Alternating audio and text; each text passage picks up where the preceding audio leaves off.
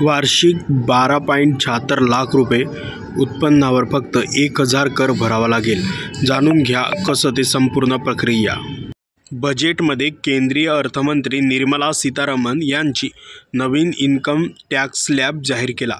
त्यात 0 ते 4 लाखावर कुठलाही कर नसेल। केंद्रीय अर्थमंत्री निर्मला सीतारामन यांनी शनिवारी देशाचा अर्थसंकल्प लोकसभेत सादर केला। हा अर्थसंकल्प मध्यमवर्गीयांना दिलासा देणारा असल्याचं म्हटलं जाते। आयकरात इतक्या मोठ्या बदलाची अपेक्षा कुणी केली नव्हती। केंद्र सरकारने केलेल्या आयकराच्या नव्या घोषणेमुळे सरकारवर वार्षिक 1 लाख कोटी रुपयांचा अतिरिक्त बोजा पडणार आहे।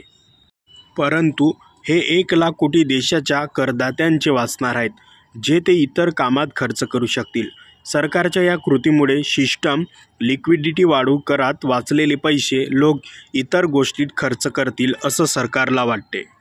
सरकारने बजेटमध्ये 12 लाख रुपयांपर्यंत उत्पन्न असणाऱ्यांना करमुक्तीची घोषणा केली आहे। याआधी 7 लाख रुपयांपर्यंत उत्पन्नावर आयकर सूट होती।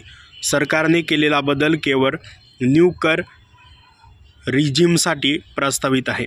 ज्या रीतीने सरकार हा बदल केला आहे ते पाहता पुढील काळात ओल्ड टॅक्स रिजिम संपुष्टात येण्याचे संकेत आहे। बजेट 2025 पूर्वी न्यू टॅक्स रिजिम 7 लाखांपर्यंतच्या उत्पन्नावर कुठलाही कर लागत नव्हता, कारण आयकर कलम 87A अंतर्गत 25,000 रुपये रिबेट मिळत होते। आता सरकारने 12 लाख रुपयांपर्यंत उत्पन्न करमुक्त केलेच, त्याशिवाय रिबेटची रक्कम 60,000 करण्याचीही घोषणा केली आहे। बजेटमध्ये केंद्रीय अर्थमंत्री निर्मला सीतारामन यांनी नवीन इन्कम टॅक्स स्लॅब जाहीर केला। त्यात 0 ते 4 लाखावर कुठलाही कर नसेल। यापूर्वी ही सूट 0 ते 3 लाखांपर्यंत होती। न्यू टॅक्स स्लॅबनुसार 4 लाखावरील उत्पन्नावर कर लागणार आहे, परंतु आयकर कलम 87A अंतर्गत 60,000 रुपयांपर्यंत रिबेट मिळेल। नवीन टॅक्स प्रणालीत नोकरदार वर्गाला 75,000 स्टँडर्ड डिडक्शनचा लाभही होणार आहे। त्यामुळे 12.75 रुपयांपर्यंत कमाई करमुक्त असेल, म्हणजे त्यावर 1ही रुपया कर भरावा लागणार नाही। मात्र ज्यांची कमाई 12.75 लाखाहून अधिक असेल तर त्यांना पूर्ण कमाईवर कर द्यावा लागणार आहे। उदाहरणामध्ये समजून घ्या, जर कुणाची कमाई 12.76 लाख इतकी असेल तर त्याला संपूर्ण उत्पन्नावर कर भरावा लागेल, भलेही त्याचे उत्पन्न फक्त 1000ने वाढले असेल। नवीन टॅक्स स्लॅबप्रमाणे इन्कम टॅक्स 62.556 रुपये असेल तर तुम्हालाही चुकीचे वाटेल, कारण टॅक्सेबल इन्कम केवळ 1000ने वाढली, मग 62,556 रुपये कर भरावा लागेल।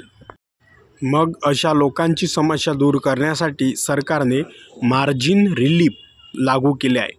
मार्जिनल रिलीफ अशा करदात्यांसाठी फायदेशीर ठरेल ज्यांचं उत्पन्न काही फायद्यांमुळे कराच्या श्रेणीत येते, परंतु एका मर्यादित उत्पन्नावरच मार्जिनल रिलीफचा फायदा होईल। तुमचे उत्पन्न 12.76 लाख इतके आहे, त्यावर 62,556 रुपये कर लागेल। हे अन्यायकारक ठरेल, कारण 12.75 लाखाच्या उत्पन्नावर कुठलाही कर नाही। मग केवळ 1000चं उत्पन्न वाढले म्हणून एवढा कर का भरायचा असा प्रश्न पडेल। त्यावरच मार्जिनल रिलीफ नियम लागू होईल। या नियमानुसार इन्क्रिमेंटल उत्पन्न आणि इन्कम टॅक्स यातील जे कमी असेल तेच कर म्हणून भरावे लागेल। या उदाहरणात इन्क्रिमेंटल इन्कम 1000 रुपये आहे, तर इन्कम टॅक्स 62,556 रुपये आहे। अशावेळी केवळ 1000 रुपये कर भरावा लागेल। नवनवीन योजनांची माहिती मिळवण्यासाठी सबस्क्राईब करा MG मराठी इन्फॉर्मेशन।